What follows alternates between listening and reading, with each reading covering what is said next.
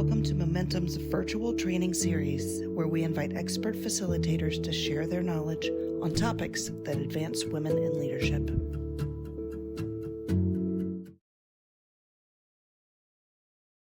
Me. Dawn, thank you for being here. Dawn Stone is in the house, and she has got so much to teach us about how to unburden yourself and what it means to live a full life without adding stuff to you that you never were meant to have added to yourself, and put all this guilt and weight on yourself that we as women naturally do. So Dawn, you have the rest of the time with us. Thank you for being here.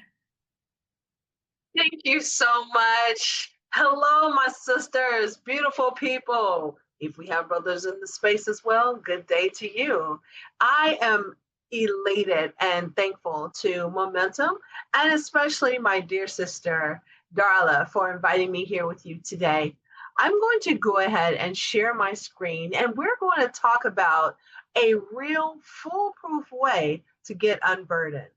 And I want to know, by definition, what does unburdened look like for you? Tell me in the chat, what would it look like for you to actually truly be unburdened by your own definition? So I want to see what's coming up. To be unburdened looks like what? We're going to get unburdened with momentum. I mean, quickly. All right. So wow, I love these answers. Let's see. And you can go ahead and tell us what they are. What do we see here? Breathing, freedom, relief from anxiety, intentional living, no burnout.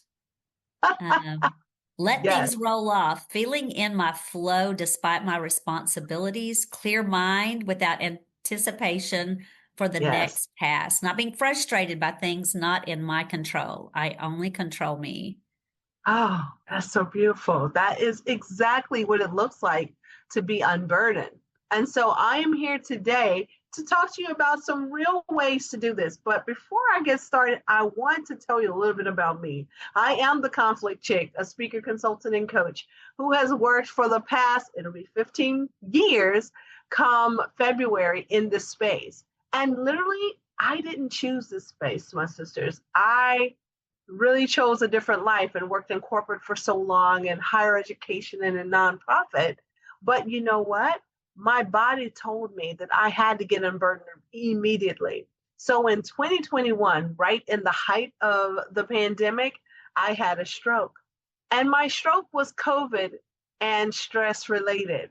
So that was my long-term effect, literally almost dying. So on that day, October 16, 2021, I literally pivoted my business on the bed while I recovered. It took me 69 days to learn how to walk, talk, and even dress myself again. So I am honored by the grace of God to be here with you today. And I am going to share with you the things that I have created to help us really, truly get the things that you talked about in the chat, the freedom, the time back, releasing things and people that don't work for us. And unfortunately, it's easy for us. But I'm here to tell you today, you deserve rest. You deserve rest. It is a birthright for you to rest. So I'm going to ask you, when was the last time you really rested? When was the last time you took time for you? Because being unrested starts when you show up as your full self rested, even when the world is not ready. Do you have examples in your life of where people have asked you, demanded things of you, or shared with you things, voluntold you to do things, right? Sound familiar? That's what being burdened looks like. But I'm going to share with you today some ways that we can get unburdened. And there's going to be a call to action where we're going to get into some smaller groups, and you're going to share with one another ways that you intend to be unburdened, definitely before 2026, because this year has been an unprecedented year on so many levels. All right. So now let's talk about the power of showing up. How many of you have been in spaces where you feel like you're always on display? Show a virtual hand or a physical hand. Like, let me get to my gallery. Show a virtual hand or a physical hand. Those of you who are even off camera folks, put the hand up. It's good to see some of you. Okay, Sonia, I see you. Absolutely. Oh, I see some of my friends out here. Hey now, hey. Right, I hear it. Yes, Lavinia, absolutely. Portia, see you guys. And so here's what we know.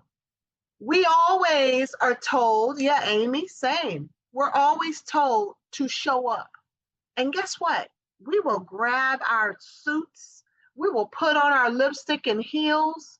We will show up in the best way that we can. But when it's time to rest, what happens? They say, oh no, we don't have time for that. So the grind culture is officially dead. We are killing it right here today because we are not carrying this into the spaces that we plan to dominate in 2026. So let's talk about the courage to be seen. All right. Being seen and resting takes intentional courage. And so when we think about radical self-leadership, rest is a part of this equation. But let me give you 3 things that's going to be imperative for you to understand. One is we have to own our strengths. Owning our strengths, Denise, allows us to really, really, really know who we are without any excuse, without any hesitation. It helps us navigate that old imposter syndrome, or what I call the comparison bias, right? Sometimes if I see Sonia working really hard and I go, oh, well, that should be me. Or Tamika, like, oh, Tamika's doing this. I need to do that. I'm going to ask you in this final season of 2025 to rebuke the entire thing. Because the way to show up and be seen is to operate in your own gifts every single day, right? So embracing our unique voice is what it's about. I'm the conflict chick. I literally chose that business because everyone hated conflict. And I said, you know what? I want you to love it. Love the innovation. Love the me you see in it, right? That's self-leadership. And so let me ask you a little reflection time, and you can put this in a chat. Tell us of a time when you've dimmed your light so you can fit into someone else's comfort zone.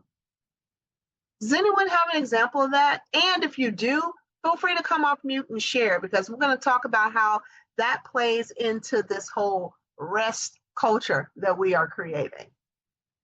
Anyone? I'm going to share mine.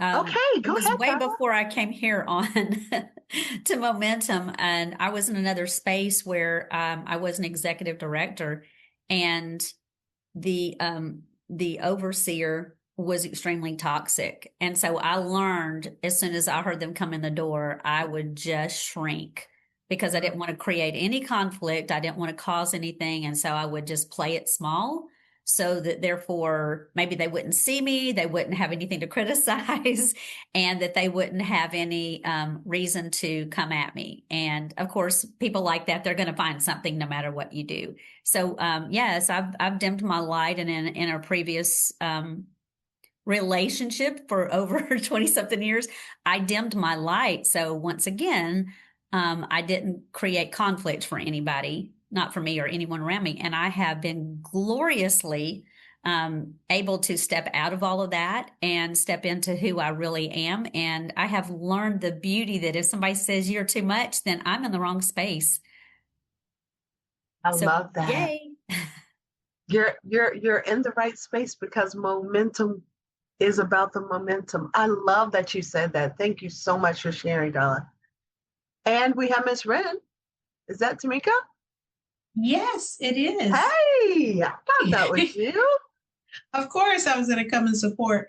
I will share with you, there was one time I had to dim my light, but it was because this newly hired manager beat her hand on the table while I was speaking.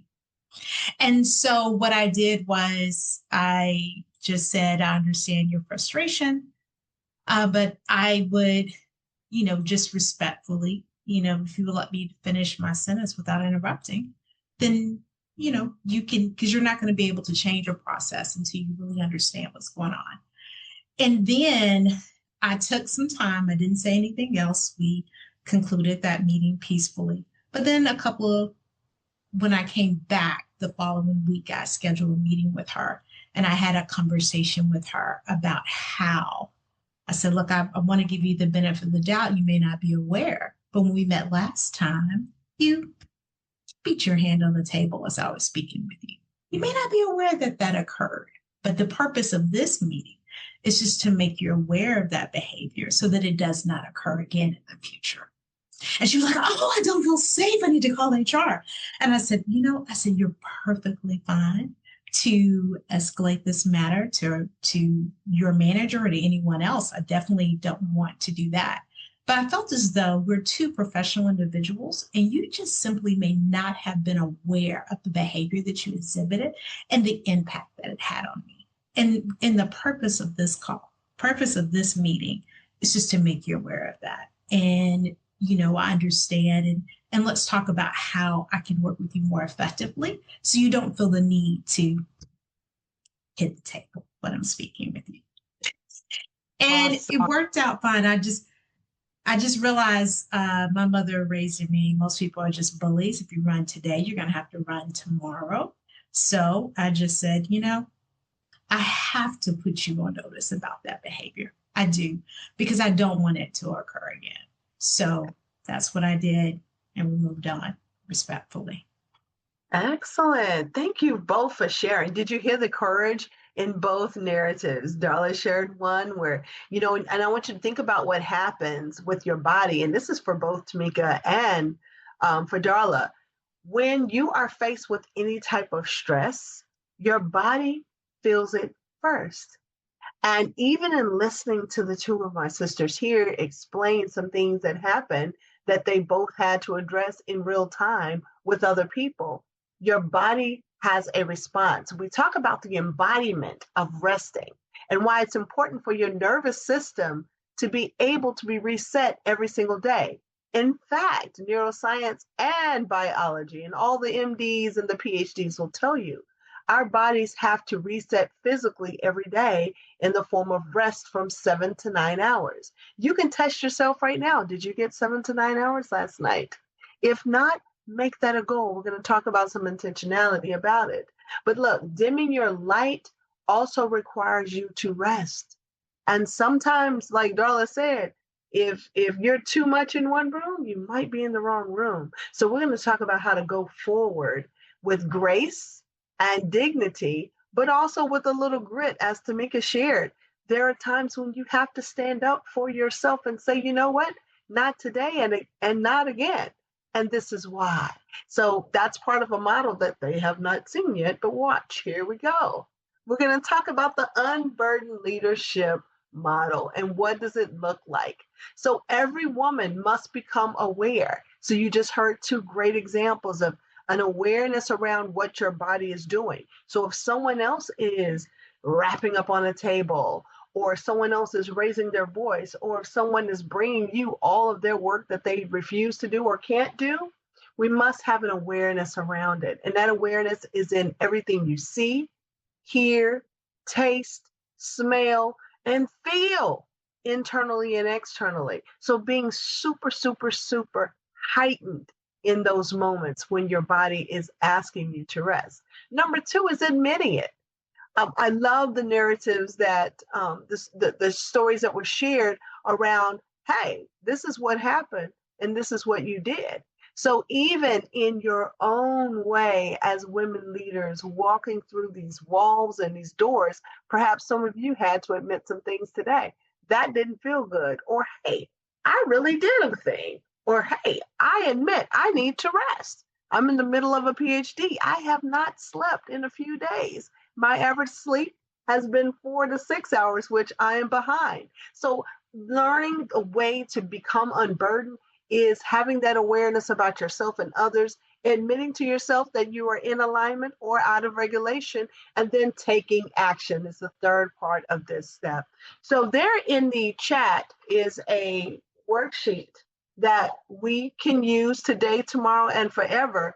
to help walk you through this entire experience and what this movement feels like. Because it's literally you moving yourself from one stage, one state, one mindset, one experience to the next. And so the fourth part of this model is to advocate. And when you advocate, that's when you take one step for yourself. And I want to ask you today, what are you willing to advocate for in the next 15 days of this year that maybe you didn't take advantage of earlier this year?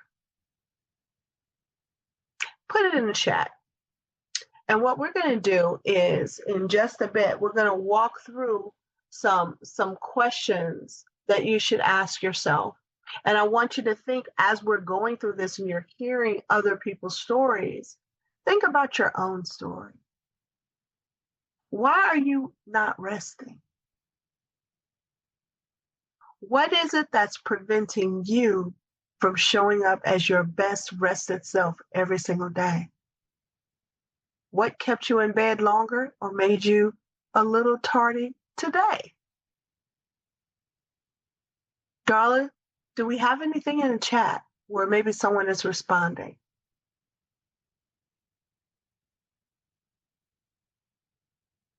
Or if there anyone that wants to come off and talk about something, maybe out of these four pillars?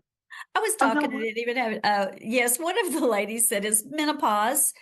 So we all can relate to that. Another one was like my health, which is wealth. Having so much on my mind just before bed, too many responsibilities as a caretaker or work and a parent, trying to juggle competing priorities. I think that's mine too. When you feel like everything's important. So which one is the most important? Perfection.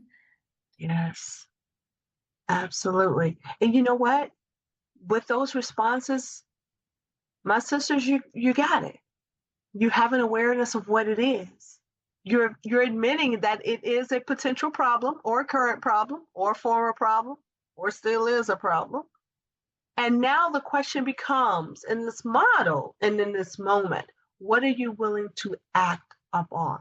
So what are you going to do about it? How can you advocate for yourself in this season with those examples? Because I will say everything I heard is everything I am. I look at my children. Brene Brown is one of the psychologists that I love around her work. We do similar work, embodiment, social connections, human connectivity, conflict. And I just think about even my doing my papers, how it negatively impacts my children, because I'm a divorced mom of 3 and all of us are neurodivergent. And so in those moments, how can I advocate for myself to get the time without the guilt? Is there anyone who has a response before I move to the next one, or a thought or reflection? I know for me, I'm learning the value of asking more questions up front, being very clear with my intention coming into a situation, letting people know what my boundaries are, and saying, hey, before we go to this party or before we go to this event, I need to be, I need to be back at the house by 8 o'clock or whatever. So however, whatever time we need to leave, we need to leave, and you need to tell your friends bye-bye. And so we can get on the road. Setting that expectation up front has been a very good, clear step that I have been learning to do, and learning to ask more questions when somebody says something, and me not assuming that everybody else knows and understands. I think that has helped me and my family very much. Thank you. And we have another hand, Ms. Tamika. And after this, I promise I'm learning so much and enjoying this. But one of the things I've had to do recently, my to-do list was like, whew, it was just overwhelming. And then you just get stuck. So what I decided to do was, for each day, I just said, okay, what are the top 3 important things for me to do today? And then blocked off time accordingly. That doesn't mean that unexpected things don't come up, but success now looks like, if it happens to be a day of unexpected, success looks like I got one thing accomplished today. That was Yeah. on my list of my top 3 things. And that helps because we are just one individual. We have to give ourselves grace. We are human too, as well.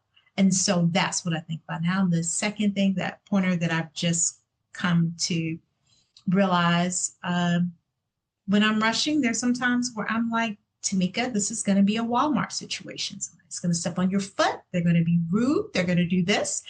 And I am setting my temperature. I'm setting a thermostat to peace.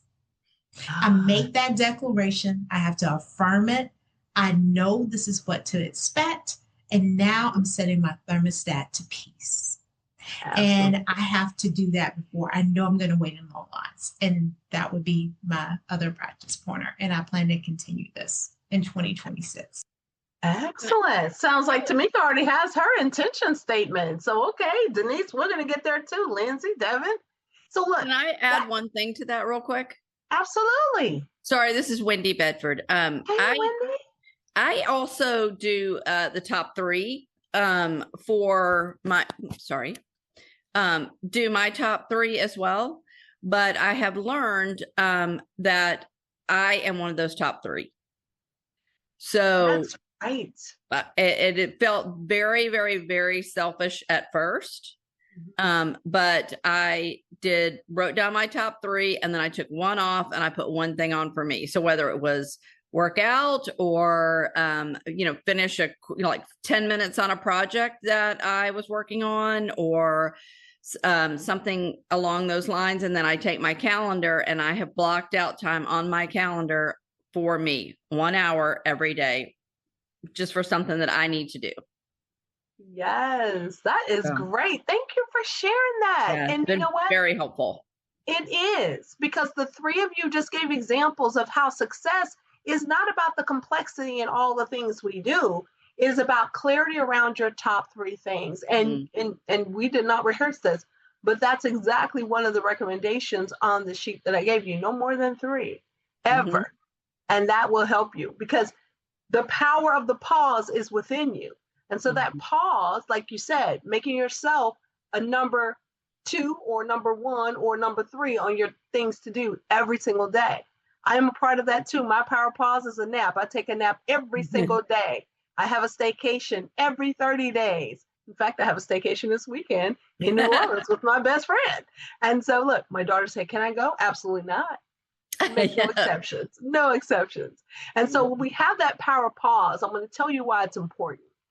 Those of you who have heard this new what I call new currency is rest and emotional health, or your emotional intelligence. So there are 4 pillars I want you to always think about when you're going through this model that I shared, and really trying to advocate for yourself, eventually making sure you're always aware and that you're taking action, right?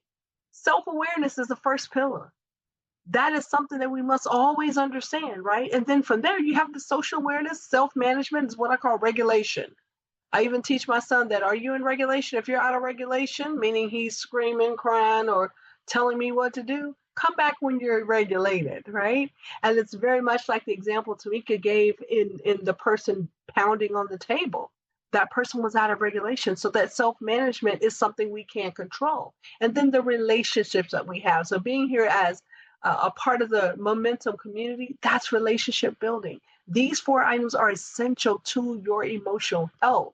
And that's why in this moment right now, I want you to hear me. And if you hear nothing else from today, rest is a revolutionary act, and it is the highest form of self-preservation that you can give yourself.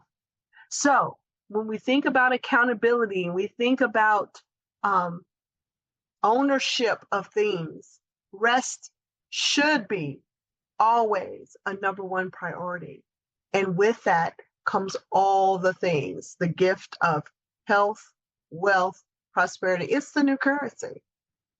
All right. So it is the thing that we must always do, no matter what, without exception. Because when we break rules and we break commitments, are you aware that the number 1 commitment breaker for you is you? We will break a commitment with ourselves and we'll go out here and bake 16 dozen cookies to send to our kids' school or for a client visit. And then we won't even come home and cook our own self a meal. So I'm going to ask you today, we're going to break in some groups right here. What are you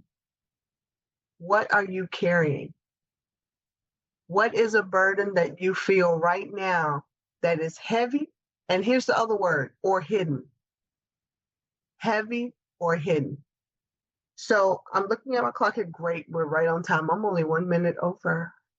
But what we're going to do is I'm going to have you break into smaller groups. And I want us to have some real conversations as sisters in a smaller form where we can talk about what is really heavy or hidden. And the reason why I put hidden on here is because, ladies, the stroke was real. When I tell you the only thing I had to take for health before that stroke was a multivitamin and a Claritin in the spring and fall. I ran marathons. I had a son, 10 pounds, 13 ounces at 44 and a half. Okay, healthy. All right. So what I'm saying is sometimes it's the hidden that we're not talking about that can be the rest you really need and the reason for the rest without being forced into rest like I was. All right. So I'm going to no is a powerful sentence. Thank you, Valerie, for that. No is the biggest gift you can give yourself and the other party. Yes. And we have to learn it. I wrote an entire book called Unburdened, basically dealing with burnout, people pleasing, and perfectionism. I don't know anyone like that. Do you? But what we're going to do now is break into some smaller groups. And we're just going to take 5 minutes. So I'm going to ask you to do a minute share because they're going to be small enough to where, and if you're in a group with a bunch of people, that's fine. You just use that group and you don't have to go off into the room if you already have a group of people with you. But those of you, I'm going to include co-hosts, yes, so we can monitor. I'm going to put you in this group and I just want you to answer that question and listen. So there are two things we want you to do is speak and listen. Now, I will say you do have the option of silence and you can give us the gift of silence, but I want to encourage you to step out and really name the thing. So that's the first pillar, is to acknowledge, have that awareness. What is it that you are carrying that you will need to release? So I'm going to go ahead and create these groups. I'm going to ask you to step into a practice, which is what we call somatic breathing. So as we wait on others to come in, I think we all might be back now. Yep. I want you to just slowly inhale. And I want you to put your hand, if you can, underneath your rib cage. Feel your diaphragm expanding. Hold that breath. And then I want you to intentionally blow it out slowly through your mouth or nose for 7 seconds.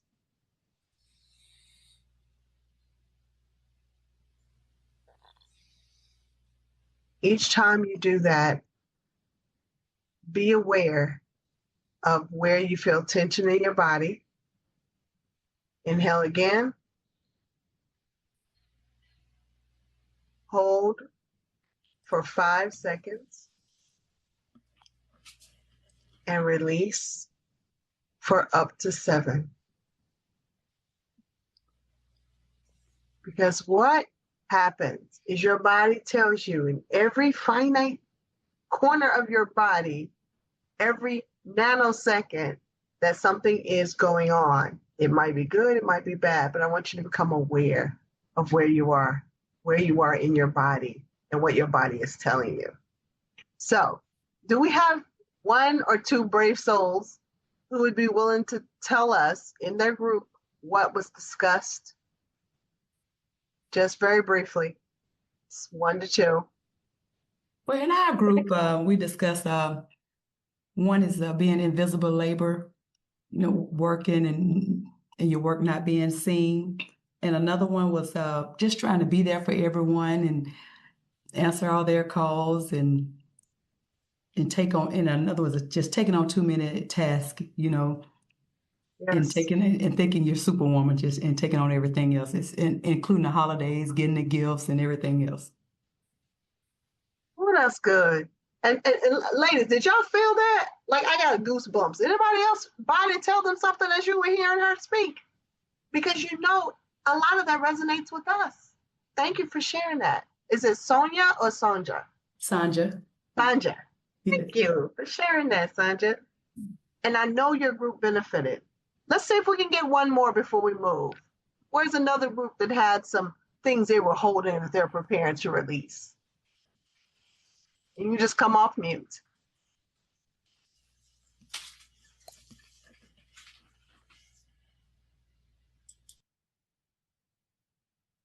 Anyone? Okay.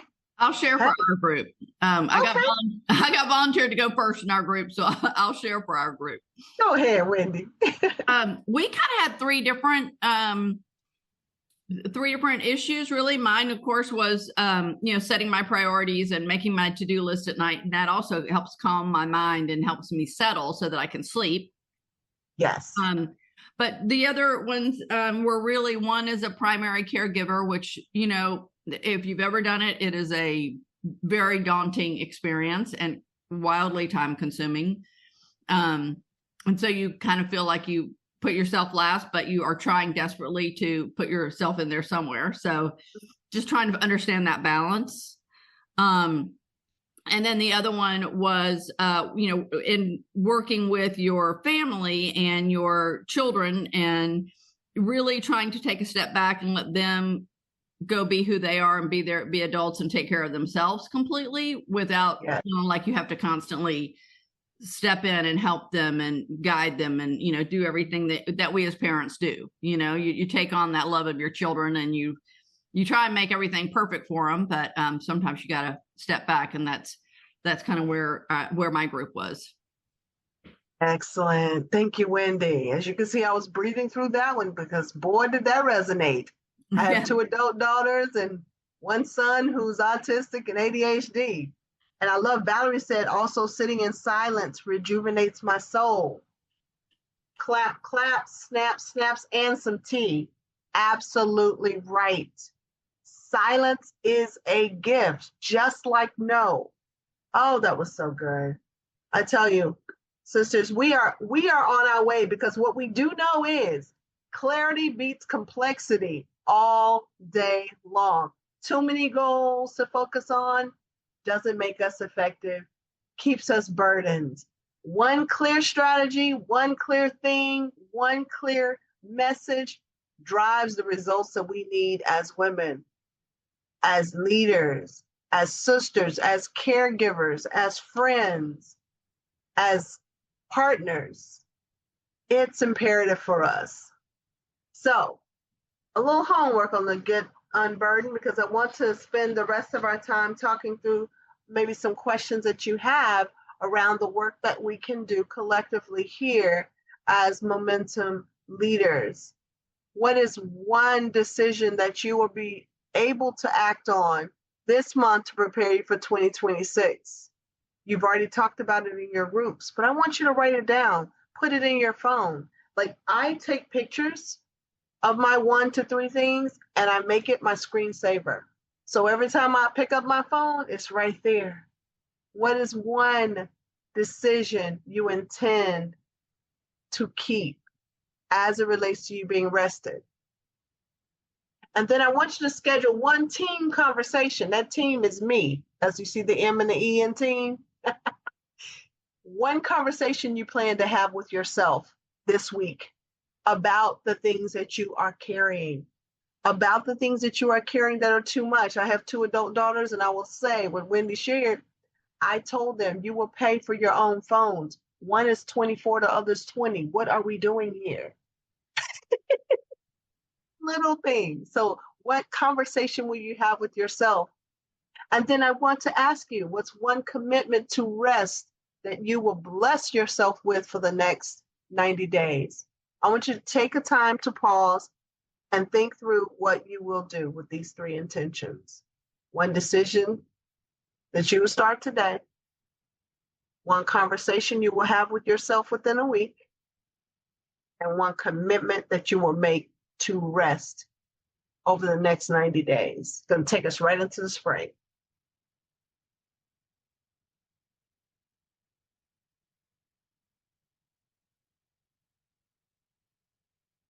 All right. So if hearts and minds are in alignment, we want to open things up for questions, and I want to answer anything I can for you. What's keeping you from your next breakthrough, your next restation, your reset? And here's my QR code to stay in touch with me. And yes, it does match my dress. I did not make that. It wasn't intentional. But love to share some time, energy, and thoughts with you. Don't forget, and I'm going to stop sharing here, to fill out the feedback for momentum as well. But you also have an opportunity to connect with me and let me know how we can rest, rise, and stay rested all year long. I literally have a newsletter that comes out every Tuesday at 9 a.m. to just give you a little joy, a little encouragement, and a whole lot of rest. So I thank you for your time today, and we're here to answer any questions. And I hope this has been helpful. This has been very helpful, Dawn. Thank you so much. I've learned a lot. And thanks for letting us share and interact with you and being very engaged with you. I love these 3 things: to identify 1 decision, to schedule 1 team conversation, and to commit to 1 strategy for the 90 days instead of getting diluted on my focus by having too many goals. Thank you so much for that. You've been very helpful today. I am going to put up these feedback QR code. If everyone would please take a moment and fill that out. If you have not already put that on your phone, I'm going to pop it up right now. Let me get this up here. Maybe I will. While she's pulling it up, do we have time for maybe 1 question if someone has one? I hadn't looked at Definitely that. do. Truly. Is there anyone? Oh, thank you, Sarah. Love the 90-day challenge strategy. Absolutely. Habits are created in 30 days. Lifestyle changes happen in at least 60. That's why we go 90. I'm really big on, and several of y'all know this, I'm really big on the accountability.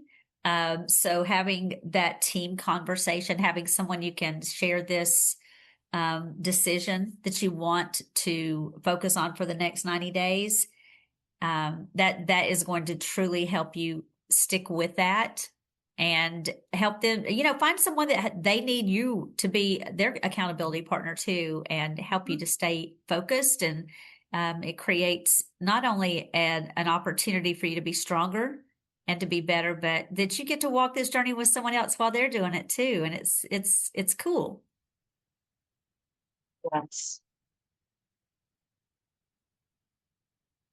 Were there any questions, thoughts, actions, reactions, reflections? Well, I typed it down, but it's valid. Listen, you all, just say no. Don't be trying to cook all this food. They'll be fine. If they complain, show them the kitchen. Don't do it. I love it. And Thank you. you women with adult children, if you're gonna cook, you don't need to be cleaning up the kitchen. And don't. That's I right. don't. So I'm here to free some of y'all too. Freedom. Freedom feels good. Hey, I didn't even do Thanksgiving this year, guys. I left my family. They were like, we're going to come to you. I said, no, you won't. We are not receiving guests. Thank you. So let's get unburdened, y'all. I love that. Thank you. Thank you so much. I'm going to come out of all of this. Thank you for filling out the feedback form, everyone. And Dawn, thank you for being here with us and closing out this year with such positivity of helping us to own our strengths without excuses, how to learn how to say no. Thank you for releasing us from all of that too. I love how we all have learned at our wise age to say no and to say, hey, let's share it. If I've cooked all day and I brought the food, who's going to be cleaning? And we'll go watch some TV or just sit and rest and have some coffee while y'all are cleaning and not feel bad about it. Enjoy the holidays. But thank you so very much, Dawn, for being here with us and connecting with the Momentum attendees. And we love you and we appreciate all that you've done for us. Thank you for teaching us not to be afraid of the word conflict. Oh, absolutely. Conflict is an opportunity to invest in yourself and to get way more rest without it. I also included my LinkedIn account in case anyone wants to connect. I am here. Absolutely. We love coffee. We love this every week, everyone. It's great. This will be fun. Thank you so much. Thank you, everyone, for being here today. We want to wish you a very peaceful holiday and a safe holiday with all your travels and with families. We know that some people, this is going to be a very difficult season for you. And so our hearts are going out to you for that thought. And for all of you, we do wish a very happy holiday. And we thank you for being a part of Momentum. Stay in touch with us and be ready because next year is going to be powerful as well. And I am thinking of all of you as you have set these new goals and these new strategies, that 2026 is going to be a powerful year for all of us. I'm just going to say that right now. So thank you. Thank you, Dawn. Y'all have a very blessed day. Thank Bye-bye. you. Be well. Stay rested. You too. Bye, everyone. Bye, Bye-bye. Tony. Bye, Valerie. Bye, Yolanda. Enjoy. Goodbye. Momentum's virtual trainings are made possible with the support of Protective Life, Blue Cross Blue Shield of Alabama, and America's Thrift.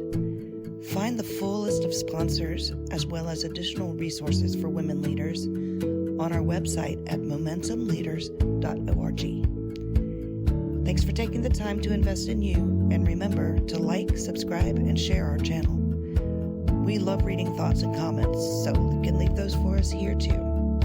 You can also connect with us on Instagram